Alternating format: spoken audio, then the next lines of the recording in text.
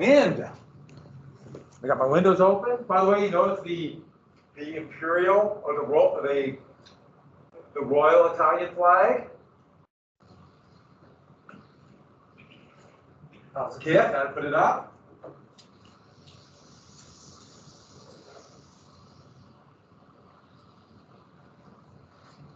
Okay, so everyone have the review list. There will be a short ID on the Triangle Shirtwaist Fire, so I have to explain what happened, why it happened, what result, and then there'll be choices from that other one. Oh, those other ones, I am going to, let me make sure I'm recording this and all that kind of stuff. We are recording, everything's up, good.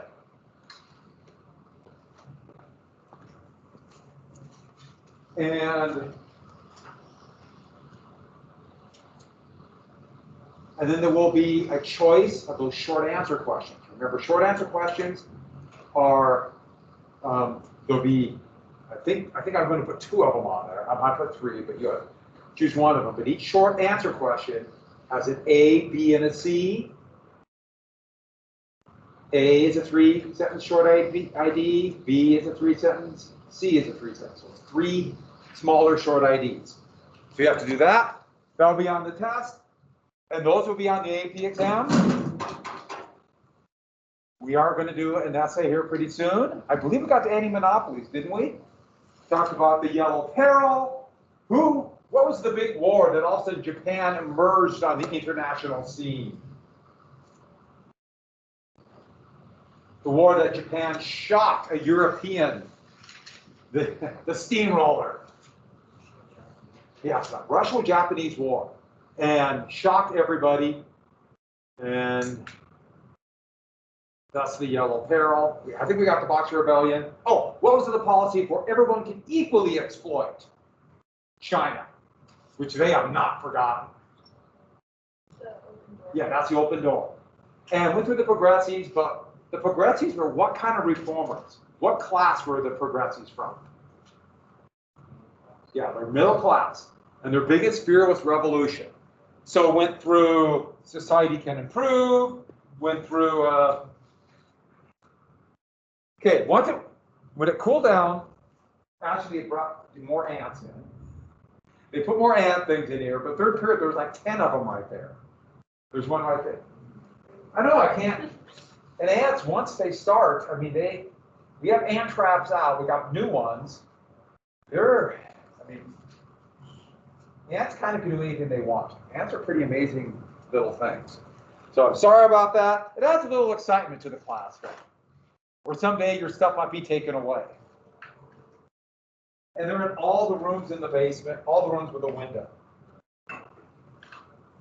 And these windows are just not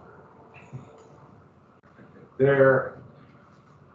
Well, when they built this section, those windows came in until 1975, a few years old.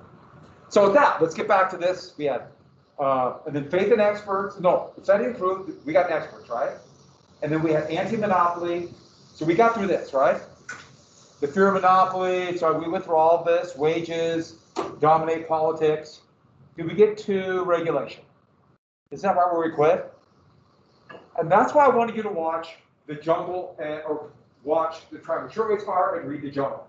Because those laid out the arguments that the Progressives had. Some kind of universal floor, some kind of minimum, that standard that everybody must meet. Because if there's no minimum standard, people will start undercutting. They will start undercutting almost immediately. So did we get to here? We got to SATA, we got to wages and quality.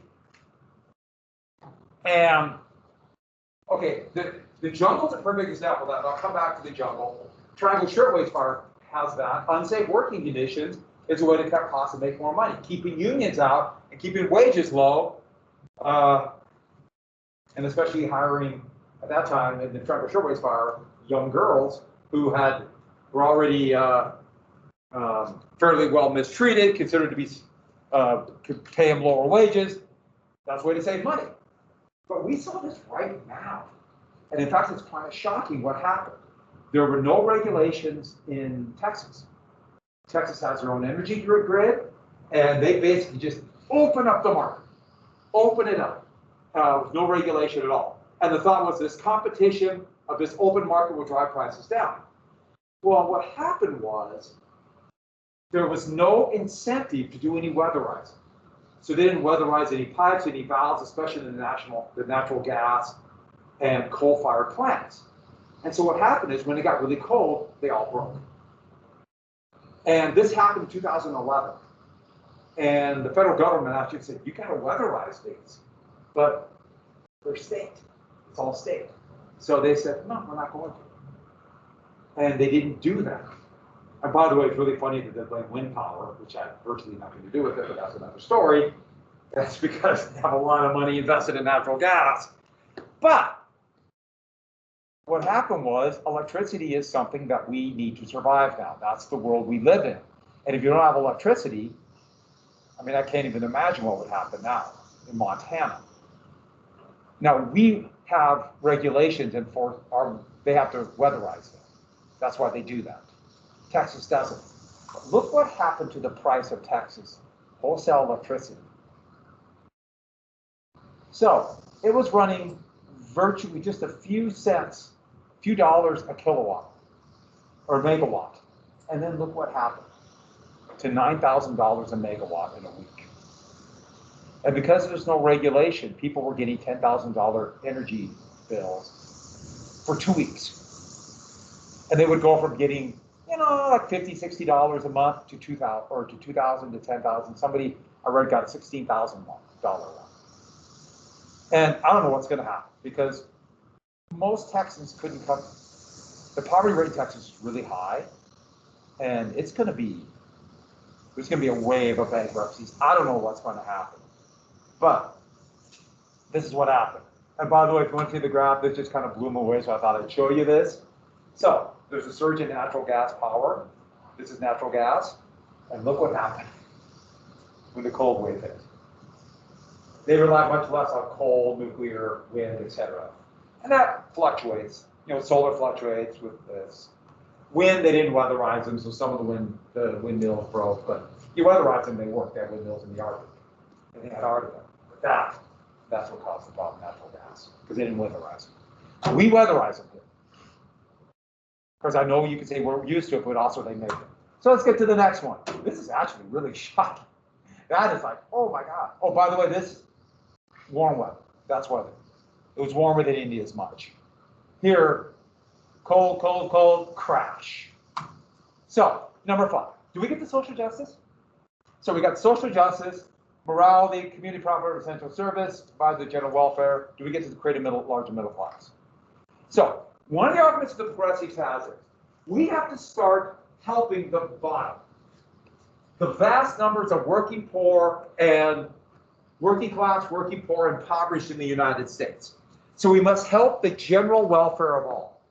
And so this is an interactive government that must step in to demand higher wages and other aid. Now, there are racist elements and social Darwinistic elements, but their big goal was to create a larger middle class.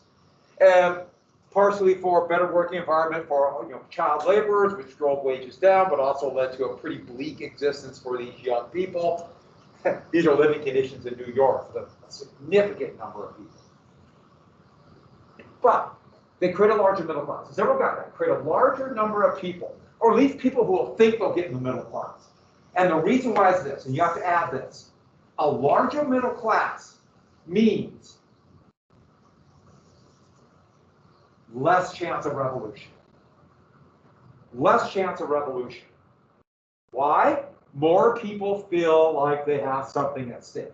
More people feel like they're part of the system and benefiting from it. If more people benefit from the system, they want to keep the system. If people feel left out of the system, the more they are susceptible to elements that will promise them a better life. It doesn't matter if they will be a better life or not. They will be more susceptible to those who promise one. And that could be dictators and authoritarians and fascists, or it could be socialists or anarchists. And you could argue, I want one of those. I want an authoritarian state, or I want a socialist state. But to the middle class reformers or the progressives, either one was dangerous. Either one. By the way, they probably feared socialism more. The middle class elements of Germany, when times got really bad during the Depression, they turned to fascism. And we see the same things in places today like Hungary and Poland, which are turning to fascism right now. And there's a growing fascist party in Germany that's right on the edge of legality. Germany has some issues with fascism, and it's actually happening right now. So with that, and then lastly, democracy. They wanted a greater voice of the people. They really thought they could have, if more voters decide they'll vote for progressives, they'll vote for experts. And that's part of the reason they wanted women's suffrage. Remember, suffrage is the right to vote. They wanted women to vote partially because they vote for progressives, but also the greater voice. Don't forget, there are some progressives who believe women are equal, some progressives thought, oh, it'd be cute if women could vote like their husbands. Which I know what I said there sounds horribly sexist. I'm telling you the attitude of many people. So they thought they could get rid of corruption in voting. So here is a picture of one of the political machines in New York, Tammany Hall. And the thought was they're controlling the vote.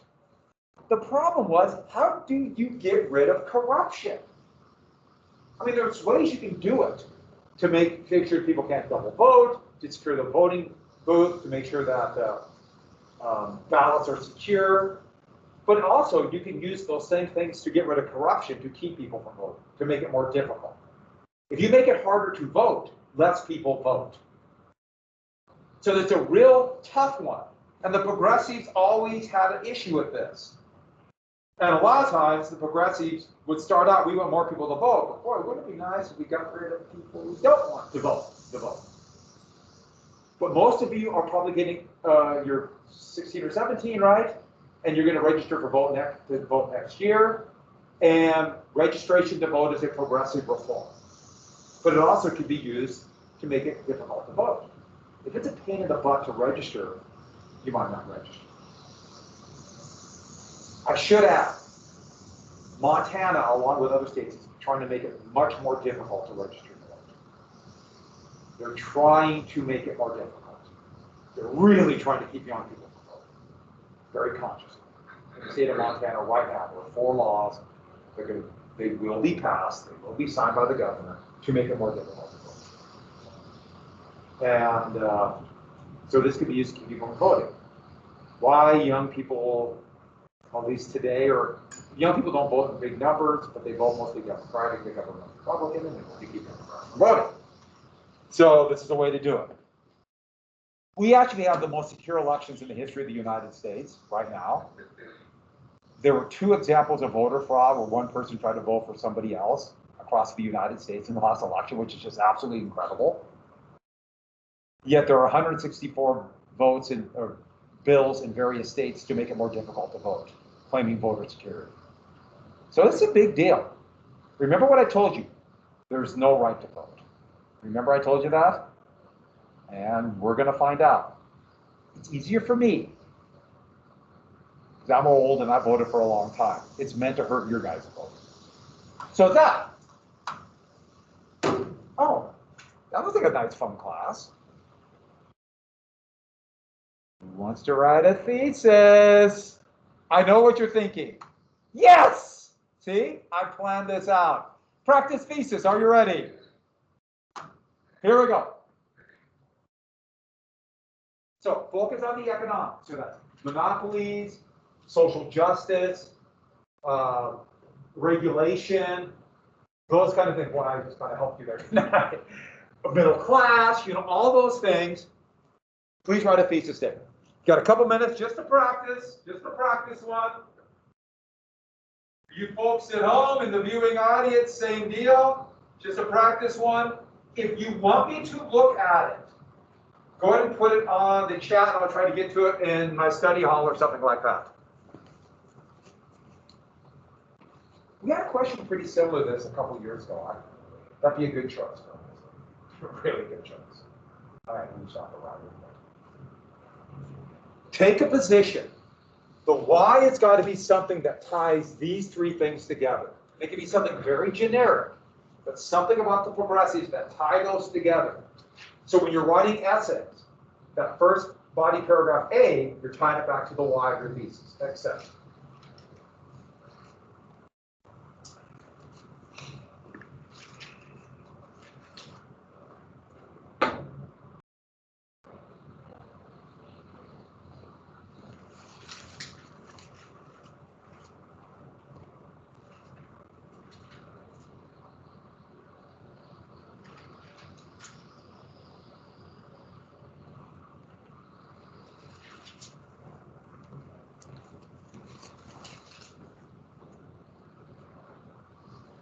While you're doing that, I'm going to look at my weather app on my phone to see how much longer the wind is going to last. Thinking that's a couple of days. Sorry. Ooh.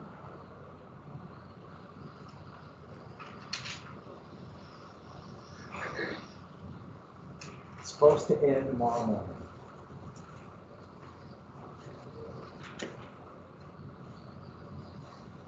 It's going to get worse this afternoon.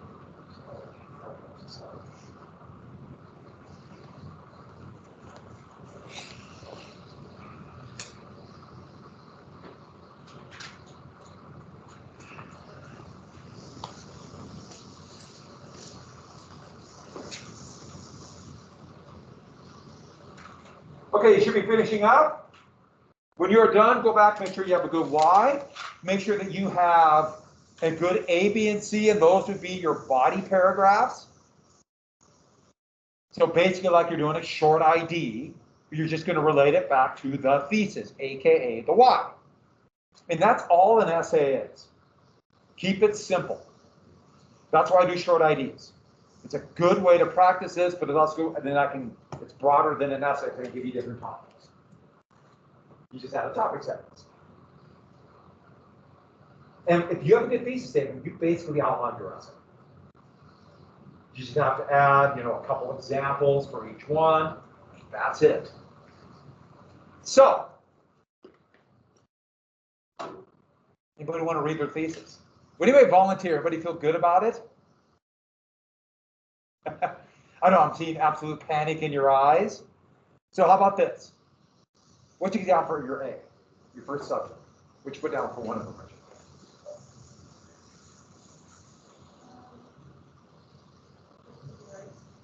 Civil rights, good, because that'd be reform. That'd be the only problem with that one is you have to make sure you tie to economics. So like better pay, working conditions, that kind of thing. Very good, Ben. I said regulating working conditions. Very good. And did you have another one? Do you have regulation? Who put social justice? Social justice, how about another one? Anybody have another one? I said bringing experts in government to Yeah, experts, they could regulate, they would know what to do. That's a really good one. Who put down capable of reform, not laissez-faire? Because not being laissez-faire means we have government interaction in the economy. So that could have worked too. Doesn't mean you have to, I'm just giving you choices. Who for the why? Who put down just, we need government action? Because you need to relate everything back to government action. Who put down middle class reformers? So I think I might have went there too. Either the other ones would have worked. Who put not laissez-faire? That would have worked. That's a really good one too. Who put down faith in experts? How about fear of revolution? All those would be good choices for the why. Because you're going to talk about we need reform or something will happen. Okay, so I actually had a different thesis statement, and I did this morning before class. So this is my very quick typed up one. You want to see mine?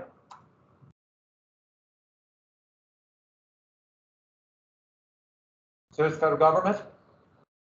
That's social justice. Is that pretty close to what you have? And you know, it's every one. This is, even though it kind of relates, but it relates to this. I addressed the question, my why is this, and the reason why is I can always talk about the government doing something. And that will tie everything together. Tie everything together. Now I could say in my essay, it worked or it didn't work, but you need evidence of that. What do you think? Good one? If we go to block schedules, I'm so hoping we don't. Don't get me wrong, I certainly understand what other classes might want, especially science, so I sympathize completely. I just think it's better to keep people moving until this thing is over. Oh, I should add, it's getting better. We might work out. Be ready for not, but practice it. See the double finger cross? It works. And it's getting better, but there's other strains. But if we do block schedule, I'll do more like do a quick document thing, do a quick thesis, stuff like that. It's good practice. And so let's move on. If you want me to look at yours individually, like after or something, let me go and look at it. I'll do more of these. And we're going to do more and more. It's a good way to review what we just went over too. So let's get to a couple of things here. This is not a factor. Muckrakers were an element of the progressives because they were reporters. They were journalists. They were authors. And they exposed some of the corruption. They exposed some of the actions going on, especially about monopoly activity. And a muckraker is, okay, in a hard rock mine, you're digging a tunnel, and they're drilling or blasting, and it's all that rubble. That rubble's the muck. So a raker is somebody who clears out the tunnel of the rut, and that's where they got that. You're clearing out the debris and seeing what's hidden underneath. A couple examples were the Nation magazine. Audit Tarbell in McClure's magazine did an exposition on Standard Oil, the story of Rockefeller.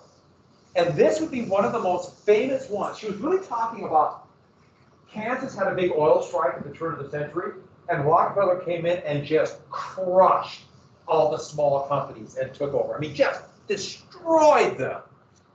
Rockefeller was a ruthless businessman. I would argue probably a sociopath. He used to like to go in front of poor kids and throw dimes onto the street and see them scramble for him. Got a kick out of it. There's something wrong. There was something wrong with him. It's shocking how many people have to be sociopaths to do this kind of thing. Jacob Rees would write a book called How the Other Half Lived. Those pictures I showed you of social justice, they were from his book. And he showed this hidden world that actually were millions of people, maybe as much as 20 to 30% of the population in cities, living in absolute misery. And then Upton Sinclair was not technically a muckraker, but the book The Jungle would have a similar value. He was not a journalist in that same vein. He was something else. He was a socialist. But he led to something else. So these are some of the examples. Reporters exposing this action that's going on.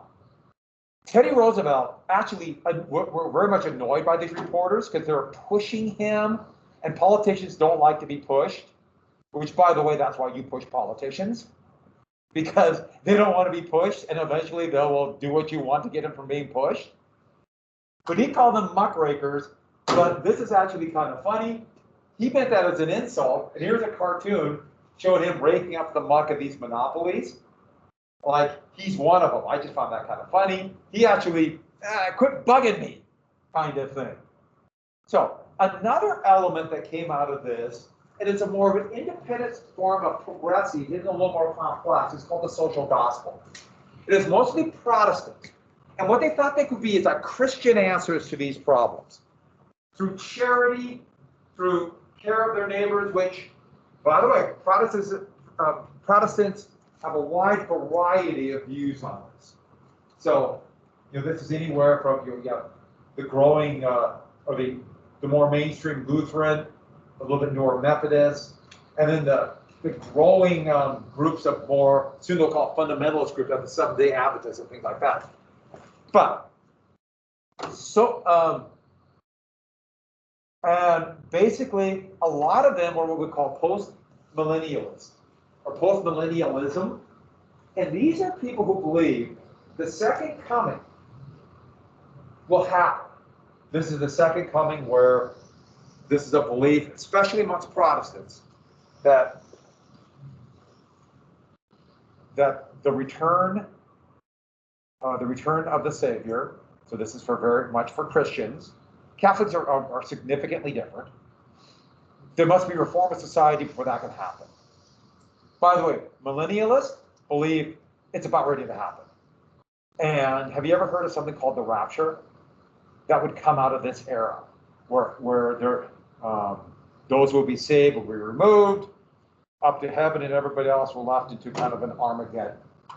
So, a best example of this would be the Salvation Army. Started in Britain, came over to the United States. It's generic Protestant, but it's not one faith, and would focus on charity to reform these. Now, the problem with charity is it's relatively limited. It can only handle so much. Charity can put just a big circle like this. I'm always fearful I'll see one of those big great trees over there often fall. Like, you know, that tree that fell in front of the Civic Center. I'm so sad. I like trees. Or for that matter, the big tree at my house. Gotta think, you know, that too. I don't want to fall on something like my house. So moving on. This also led to something called the settlement house movement. And these were places for especially immigrants, but urban poor, migrants from the farm. And they were dormitory settings. Some were very religious settings, but it'd be a place for them to live. When their housing was so expensive they could not survive. These were all, there's virtually no public aid for the poor. So this would be a private help. The most famous would be Jane Hall and Hull House.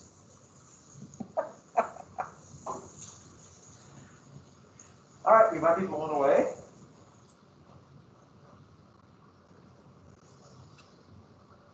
Jeez. Jane Hall and Hull House in Chicago would be the best example of this. But I got to be very clear about it. It's very limiting on what this can do, because the poverty rate was incredibly high in some of these cities. 20, 30% poverty rates. About a quarter of all children under the age of 14 were working. A third of young, or not even, I'm sorry, a third, that's way too, I'm sorry.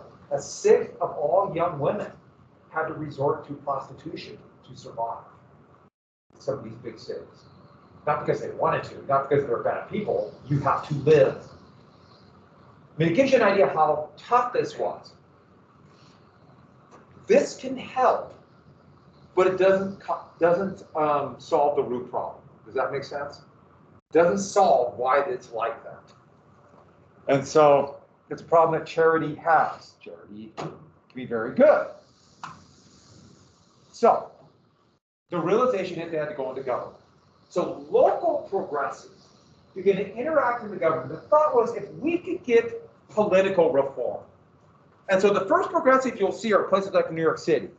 And they found if we could weaken the machines.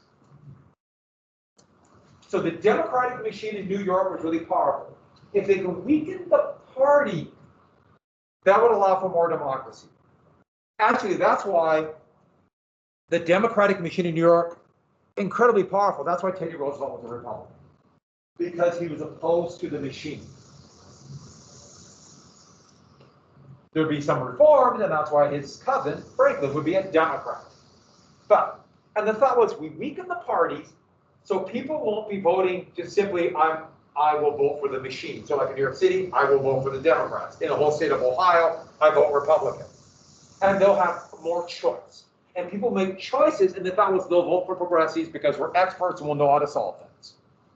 And so, one of the first things they did all over the country is begin nonpartisan elections. And it's shocking how many cities would follow this, including Helena. Helena, for city council, or for city commission, for county commission, they're all nonpartisan, meaning no parties.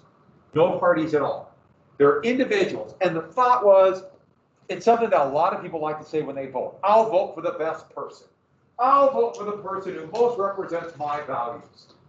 And so you'll see this at all levels. And the thought was, we'll take the party out, we'll vote for the best people, for the experts. In fact, one state took it out of their state elections. The state of Nebraska is nonpartisan. Now, I'm going to be clear about it. Yes, they're nonpartisan, but they all divide up in Democrats and Republicans. But technically, they're nonpartisan. Montana at the state level is partisan. Almost every other state is.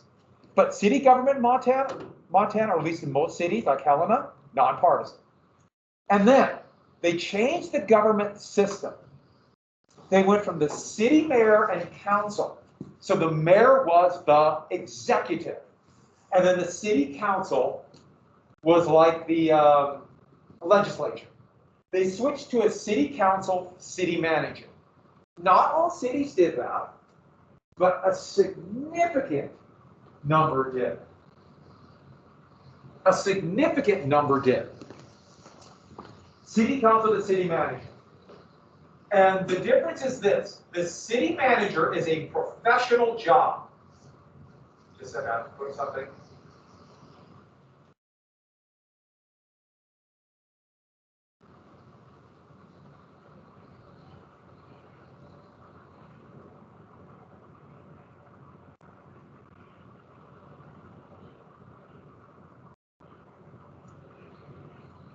The city man, so what happens is this.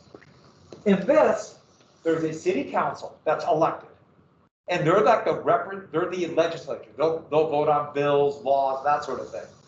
And then they will hire an expert to be the city manager, and they will run the city. They actually do the day-to-day activities. And the idea being is they will be above politics. Kind of stick with that nonpartisan.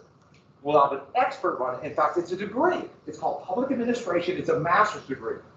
A good friend of mine does that, and he is the assistant city manager now of Columbus, Ohio, which is a big deal. That's a town of about 1.2 million people, the biggest city in Ohio. And my brother lives there, so he occasionally runs into Kenny. It's kind of cool. But he got that degree. And what's Helen? We're this. We're a city council city manager. Yes, there is a mayor, but the mayor is just a member of the council. He's just the person who sets the agenda for the council. Don't get me wrong, the mayor has power because everyone knows the mayor. And so if the mayor said something, that could influence the city council, influence the city manager. But technically the city manager is independent.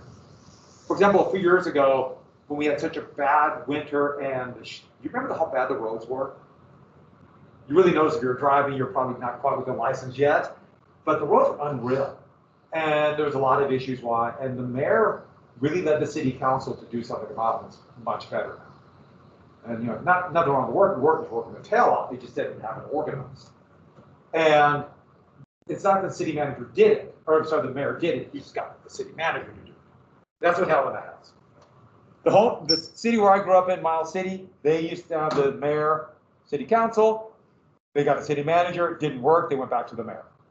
New York City stuck with the mayor. So the mayor of New York City is like the executive of New York City. But this was a big progressive reform. It had mixed effect. Oh, we already have executive or experts. Okay, next, what about state levels? So there's going to be state level progressives. We have to interact in government. And the best example of that will be the state of Wisconsin. Montana is a very progressive state too, which seems so weird now because we're the exact opposite of that. Even though it's relatively close, the government now is not progressive at all. But Wisconsin, Robert La Follette, who was a Republican, remember I told you there were both parties at this time. Here's a very creepy cartoon of him beating up Truss. He would become the governor of Wisconsin, and this would become an experiment, a fertile experimentation for progressive, a testing ground is what I meant to say. A testing ground for the progressives. And they tried a number of different reforms that would soon spread all over the United States. Wisconsin became very anti-progressive a few years ago, and they got rid of many of these reforms. Now they're kind of going back. Wisconsin's all over the place. Of course, Montana was very progressive, and they're getting rid of all those reforms right now. At this moment. As I talk to you, those are going away. But the whole big issue of this, and Montana did these, was they thought if we could reform elections. If we could reform these elections and make them safer, but also come up with ways where people could vote and vote their conscience, they would vote for better people, they would vote for experts. And so they thought more democracy. So these are the big state level reforms we have to get. The first one, they call it the Australian ballot. Of course, but it was a secret standardized ballot. It was first done in the British colonies in Australia. Back then there were get my numbers right. 1, 2, 3, 4, 5. Yeah, 5 colonies that would soon make up Australia. But they did it there first. And the thought was not just a secret ballot, so you want to have your boss or somebody else intimidating you when you vote, but also everybody will get the same standard ballot. Because it was pretty easy to get people, especially like immigrants who could not speak English very well or read English, give them a different ballot, make it a very confusing ballot so you get them to vote a certain way. And gaming the ballot is a big deal. You can rig the ballot to make it harder to vote. But it's called the Australian ballot. A big reform. Now everybody has some version of this. But I should add, by the standardized ballot, it's usually standardized by, like Montana's by county. So there are over 50 different ballots in the state of Montana. It's really kind of weird, even though most generally accept the basic kind. But you go to a place like Florida, it's insane. And some states have a statewide ballot. It would probably be good to have some kind of standard for everybody. But anyways, then the referendum. And a referendum is a way to get people to vote for laws instead of the legislature. So a referendum, the law starts in the legislature. So it starts there, but then the people vote on it. So sometimes it could be a law that they think the governor won't sign, or like in the state of Montana, if Montana wants to have a sales tax, it has to be a referendum. And the last time was, Republicans have tried this a number of times to get a sales tax. They would like to do it now, almost certainly, but it would not pass. The last time Republicans were in control of the House with the Senate in Montana, the governorship was 94. They tried it and they got smashed. That would have been close.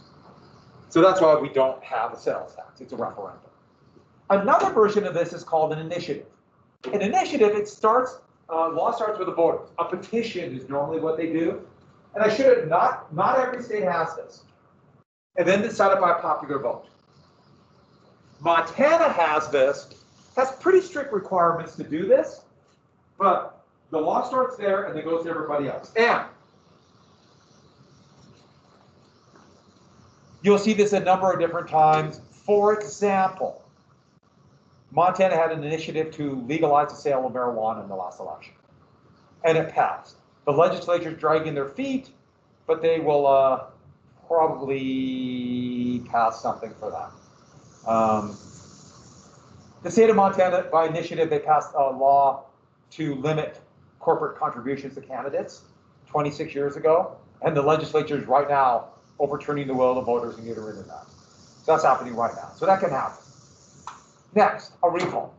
A recall, that is where elected officials can remove it. It's very much like an initiative. It starts with a petition. It rarely happens in Montana. There was a couple big high-profile ones in other states. For example, 8 years ago, Wisconsin tried to get rid of their governor. Just barely didn't work. California did a recall, God, get my years right, 18 years ago. And they recalled their governor named Gray Davis. And an actor slash steroid abuser named Arnold Schwarzenegger became the governor of California in that. And it'd be a way besides impeachment. So all these are meant to put more votes in the hand of the people. The last one, the direct primary. Instead of party leaders choosing candidates, we'll let the voters choose candidates. So voters for each party. So for example, in Montana, in June, before the November election, voters went and they picked who will run for governor, who will run for the Senate. And Republicans voted for governor, to run for governor, Democrats voted for one. And so no longer the slang for party leaders was always a smoke-filled room. Hey, this was the time when everybody was smoking, probably a cigar. And they get in these rooms, all the big wigs, and make decisions. And the thought was, if you don't have the big wigs, you won't have the big money interests controlling. And please put that in. The thought was money will become less important. I did not write that in there, but I should have. Money will become less important. Remember I told you about how John D. Rockefeller gave so much money to McKinley back in 1896? And the progressives are like, if we can get rid of these smoke-filled rooms and let voters decide, money will be less important. But the whole goal to all of these is they thought if we allow a greater voice of the people, there'll be more progressive legislation. Regulation, just think in terms of regulation, the big one, antitrust. And so the thought was, if we do this, more people will vote, politics will become more inclusive, more people feel involved, they'll feel part of the country, we'll have a stronger nation. They really believe this, a stronger, more democratic nation. And so in the next 20 years, a lot of states did this.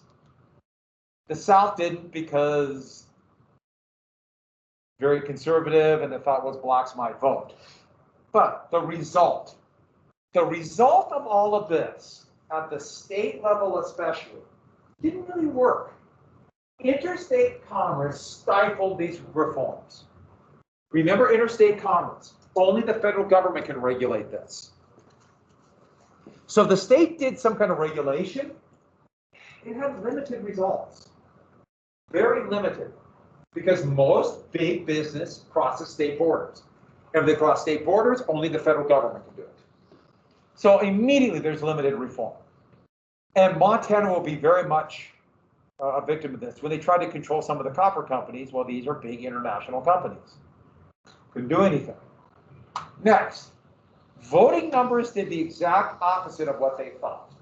Voting numbers dropped. Now, for various reasons, voting was very high in the last election. But it's variable.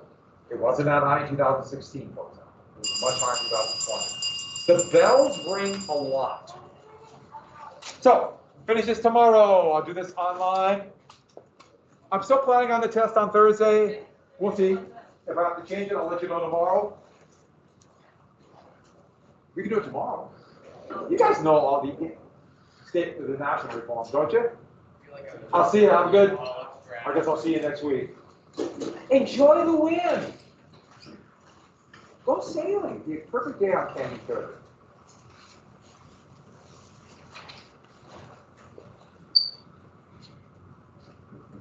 Wow. Bye.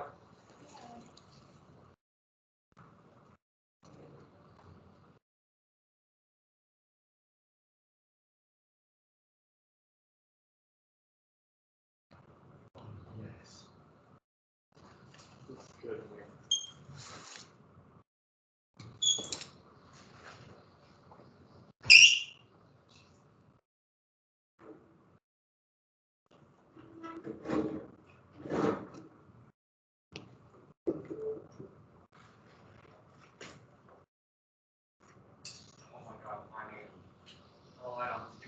Miles today, or not miles, Jack.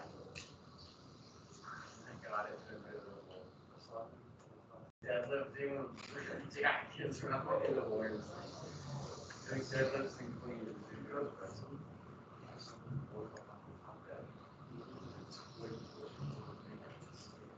can spend like, and like you putting on 45, and then you like, what up, like, you want to 7 bars. Like, oh my God. Baby. That's like dramatic. Yeah,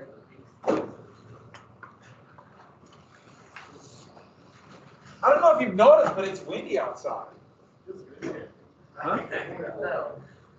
Got to keep the wind blowing. It's been hotter in other classes. Huh? It's been hotter in other classes. I think it's okay. It is what it is. How about that? And you guys are tougher than nails. This is the toughest group I've ever seen in my life. Thanks. Hey, where were you? Gosh. Where are you missing?